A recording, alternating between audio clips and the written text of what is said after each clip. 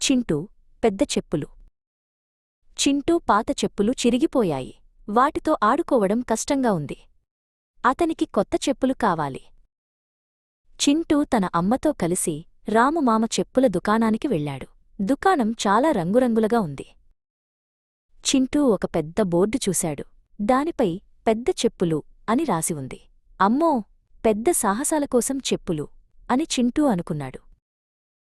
అతను త్వరగా ఒక మెరిసే చెప్పుల జతనెంచుకున్నాడు. ఇవి నన్ను గొప్ప సాహసాలకు తీసుకువెళ్తాయి అని అతననుకున్నాడు.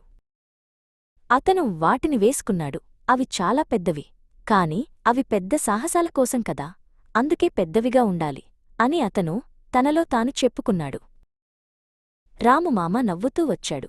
నమస్కారం చింటూ, చెప్పులు చూస్తున్నావా అని అడిగాడు. చింటూ బోర్డువైపు చూపించాడు. అవును, నాకు ఈ పెద్ద సాహసాల చెప్పులు కావాలి అన్నాడు. రాముమామ మెల్లగా నవ్వాడు.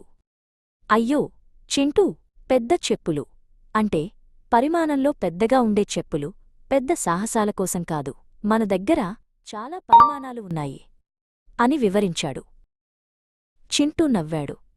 అయ్యో, నేను పెద్ద అంటే గొప్ప సాహసాలు అనుకున్నాను. అతను అప్పుడు తన కాలికి సరిగ్గా సరిపోయే ఒక జత చెప్పులను కనుగొన్నాడు. చింటూ తన కొత్త చెప్పులతో సంతోషంగా దుకాణం నుండి బయటికి వెళ్ళాడు. పదాలకు కొన్నిసార్లు వేర్వేరు అర్థాలు ఉంటాయని, అడగడం మంచిదని అతను నేర్చుకున్నాడు.